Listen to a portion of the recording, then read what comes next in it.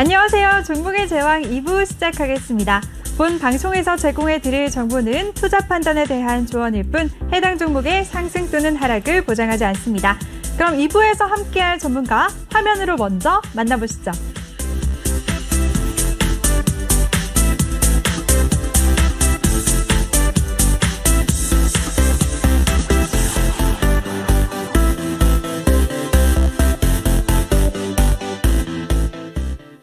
네, 꼼꼼하고 세심한 신강섭 전문가 나오셨습니다. 전문가님 안녕하세요. 네, 안녕하세요. 네. 조금 전에 방송 보셨나요? 네, 저 혼자 진행하던 거? 자세히는 못 봤는데 네. 스튜디오 안을 봤어요. 네. 아, 네. 저 혼자 있다가 오시니까 네네. 든든하네요. 네, 심심했었는데. 네, 밖에서 보니까 네. 그 녹색 옷을 입은 인형이 진영을 하고 있어요. 인형이요? 네. 감사합니다. 저 칭찬을. 네, 접대성 멘트 괜찮았나요? 네. 네, 오늘 너무 좋았어요. 네. 제가 더 열심히 해보도록 하겠습니다. 네, 알겠습니다. 네. 네. 여러분, 우리 신강섭 전문가와 함께 하실 수 있는 방법부터 소개해 드릴게요. 노란톡 오픈 채팅 검색창에 종목의 제왕 신강섭이라고 검색을 하시거나 아니면 핸드폰 카메라로 하단에 있는 QR코드 스캔하시면 한 번에 들어오실 수가 있습니다. 입장하실 때 비밀번호 있어요. 비밀번호 0000 04개 꼭 입력하고 들어오시면 되겠습니다.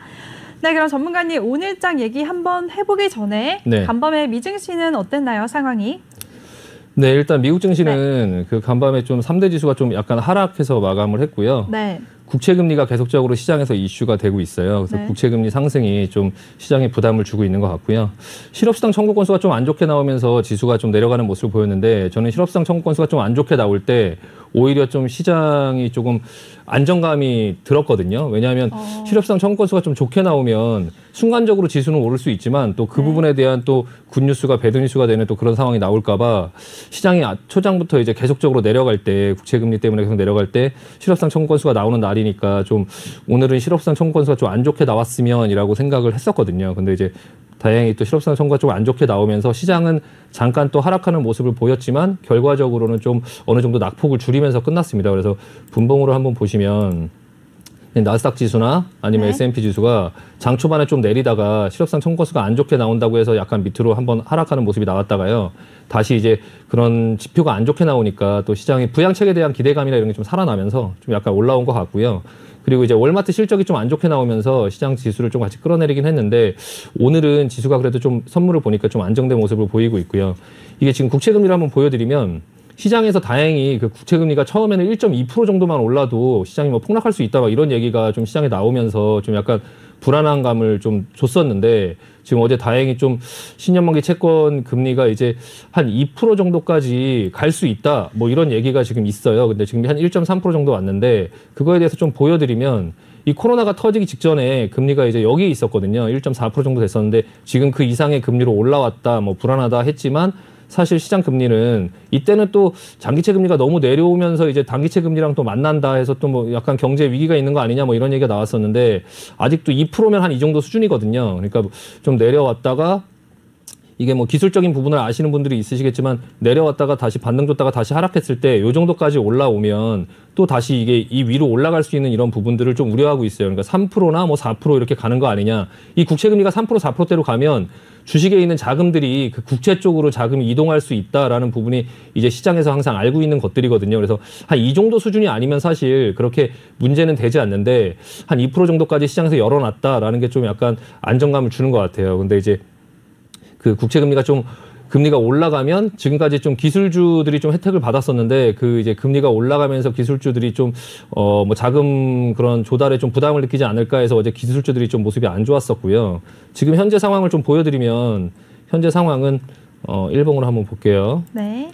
네, 지금 올라와서 옆으로 횡보하다가 좀 내려가려고 하다가 아랫꼬리를 좀 당겨주는 모습이 나왔고요. 오늘만 좀 양봉으로 나와주면 다시 또 이 원래 박스권으로 좀 복귀하는 모습이 나오니까 좀 시장에 안정감을 줄 수 있지 않을까 좀 싶은 모습이 들었고 반도체 같은 경우도 지금 약간 반등하려고 하는 모습이고요. 나스닥도 뭐 마찬가지 지금 양봉이기 때문에 어제 좀 하락을 했으면은 시장이 좀 약간 위험해질 수 있었는데 그래도 좀 잡아주는 모습입니다. 지금 현재 그런 어떤 그 선물이나 이런 흐름을 보면요. 지금은 소폭 보합 수준에서 상승하고 있어요. 뭐 0.3%, 0.2% 정도 상승하고 있고요. 장전 거래로 지금 거래가 되고 있는데 일단 뭐 달러나 이런 부분도 좀 안정감을 보이는 모습을 보이는데 지금 유가가 좀 눈에 띄게 하락하고 있어요. 유가가 이제 사우디에서 지금까지 감산을 하면서 의도적으로 좀 감산을 해서 유가를 좀 올린다라는 부분의 얘기로 이제 한 60불까지 왔는데 지금 좀 하락하는 모습을 보이는 게 사우디에서 지금 감산을 4월 정도부터 하지 않겠다라는 얘기가 있어요. 그래서 그 부분 때문에 지금 유가가 좀 하락하고 있는 모습이고요. 이 감산이라는 게 각 석유를 이제 그 수출하는 그 회원국들이 한유국들이 있는데 그 산유국들이 유가를 올리기 위해서 다 같이 감산을 하면 좋은데 그게 잘 안 돼요. 그래서 감산을 하는 그 나라만 손해를 보는 그런 경우가 생기거든요. 그래서 이제 서로 좀 감산을 안 하려고 하고 예전에도 이제 사우디하고 러시아하고 같이 뭐 감산을 하자라고 했는데 이제 뭐 러시아에서 안 한다고 하고 사우디에서도 안 한다고 하고 막 이런 부분들 때문에 예전에 유가가 막 마이너스까지 가는 상황 속에서도 계속 그게 좀 단합이 잘 안 됐었는데 이번에는 그래도 사우디가 자발적으로 좀 감산을 해서 유가를 70불 정도, 60불 정도까지 끌어올렸는데 지금 다시 사우디가 4월 달 정도부터는 좀 자기네도 증산을 하겠다 이런 얘기가 나오면서 지금 유가가 좀 혼자 하락을 하고 있습니다. 근데 이제 눈에 띄는 거는 구리 가격들이 지금 계속적으로 좀 상승폭이 커졌어요. 그래서 구리 가격이 좀 상승폭이 커지면서 좀 시장에 조금 이게 호재인지 악재인지 알 수 없는 예전에 올라올 때는 제가 예전에 구리 가격이 올라가면 우리나라 증시나 이런 부분에 그런 어떤 그 커플링 같이 올라가는 그런 특성이 있기 때문에 이 부분을 보면서 시장은 괜찮다라고 했었는데 이제부터는 좀 상승폭이 커지면서 약간 이게 좀 과한 부분이 또 나오면 시장에 그런 인플레이션이나 이런 우려가 일어날 수 있는데 아직까지는 인플레이션 지수는 괜찮습니다. 괜찮고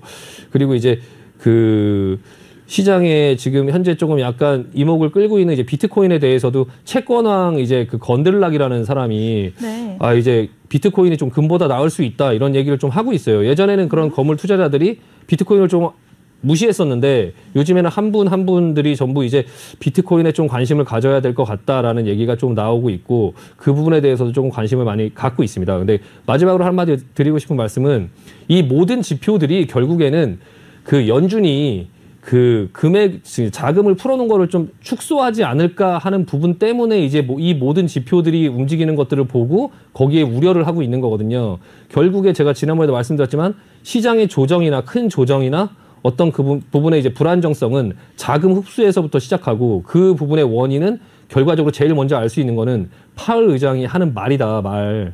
그러니까 항상 파월 의장이 어떤 기자회견을 하거나 어떤 부분을 할 때 좀 약간 조심해야 될 부분이 있는 것 같고요. 3월 달에도 FOMC 회의가 3월 15일, 16일 요때쯤에 있어요. 그래서 그 부분에서 이제 그 전에 지수가 좀 올라오면서 다시 박스권으로 복귀하면서 이제 지수가 좀 안정된 모습을 보이면 새로 주식이 간다라고 생각해서 막 매수하기보다는 기존의 포트에 있는 그 물려있는 제가 그 회원분들의 계좌들을 이제 요즘에 보면서 계속 이제 수정을 해드리고 있는데 좀 단점이 뭐냐면 전반적으로 종목들이 너무 많아요. 종목들이 다 전부 다 20, 30개 정도를 이제 가지고 계시고 3, 40개 정도를 가지고 계시는데 그 부분이 나중에 시장이 어떤 조정이 나오고 뭘 할 때 그 딸린 식구들이 많아서 도망갈 수가 없어요. 그러니까 지금 만약에 오늘도 시장이 굉장히 좀 불안정한 모습을 보였는데 시장이 좀 안정된 모습으로 복귀를 하면 그때 하셔야 될 일들은 포트를 좀 단순화하자. 포트에 지금 종목들 여러 가지 있는 것들 중에서 이제 좀 마이너스가 있거나 뭐 어떤 부분들이 있었을 때 좀 반등을 해주면 좀 매도를 해서 좀 포트를 단순화하고 그리고 손절을 해야 될 종목들이 있다면 나중에 주가가 급락할 때 무서워서 거기서 막 손절하거나 이제 그렇게 하지 마시고 손절할 종목들을 미리미리 보신 다음에 반등했을 때 그때 과감하게 자르자. 그래서 손해를 좀 줄이고 손절할 것들을 예상되는 거를 미리 좀 대응을 하고 그리고 나서 주가의 현금을 좀 파악한 상태에서 주가의 흐름에 본인의 계좌에 좀 그런 흐름을 좀 잘 맞춰서 탔으면 좋겠습니다. 일단 네 그렇습니다. 네. 네, 알겠습니다. 간밤 미증시는 이렇게 3대 지수 일제히 하락을 했고요. 반면에 오늘 우리 시장은 결국에는 혼조세로 마감했습니다.